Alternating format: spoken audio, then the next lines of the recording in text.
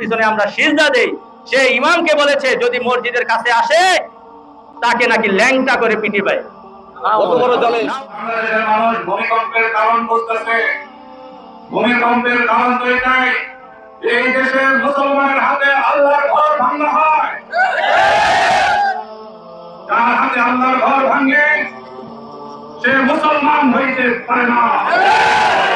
যার হাতে আল্লাহর ঘর ভাঙা হয় সে শুধুমাত্র মুসলমানের দুশমন নয়, সে বিশ্ব মানবতার দুশমন।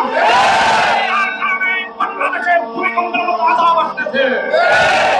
আমি প্রশাসনকে বলবো, আমরা ধৈর্য ধারণ করেছি, আমরা ধৈর্য ধরেছি। আপনি আমাদেরকে আইন হাতে তুলে নিতে বাধ্য করবেন না। আমি চিত্তরঞ্জনের প্রশাসনকে আবেদন করবো, অনুরোধ করবো, আগামী 24 ঘন্টার মধ্যে শহীদুল গঙ্গেরকে গ্রেফতার করে এই মসজিদকে পুনর্নির্মাণ নিশ্চিত করতে হবে।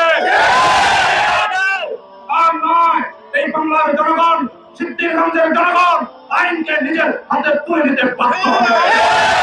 আমি প্রশাসনকে বলবো, আমরা এখন শান্তিপূর্ণভাবে প্রতিবাদ করে যাচ্ছি, আপনারা আমাদেরকে বাধ্য করবেন না আইনকে হাতে তুলে নিতে। আমি বলবো, অতি সত্বর আল্লাহর ঘর মসজিদকে পুনর্নির্মাণ করার ব্যবস্থা করুন, অন্যথায় এর সমস্ত দায়ভার প্রশাসনকে গ্রহণ করতে হবে। তাদের লোক ম্যানেজ করা, আওয়ামী লীগের সময়ে আওয়ামী লীগের সাথে আতাত করে এমন অনেক এভিডেন্স আমাদের কাছে আছে।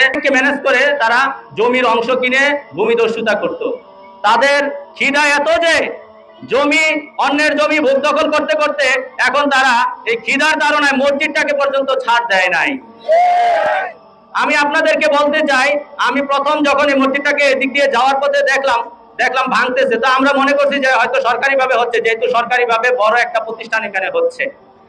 তো কিছুদিন পরে জানতে পারলাম এই শহীদুল গঙের এটার প্রতি দৃষ্টি পড়ছে, এখানে তারা বহুতল বাণিজ্যিক ভবন করবে। আমি তাকে ফোন দিলাম, ফোন দিয়ে ওনার সাথে কথা বললাম। উনি আমাকে বলতেছে যে না, এটা আমার ব্যক্তিগত সম্পত্তি। আমি বললাম আপনি মসজিদ ভাঙছেন, যদি উন্নয়ন করেন আমাদের সবাইকে নিয়ে উন্নয়ন করবেন, আপনি একা কেন করবেন?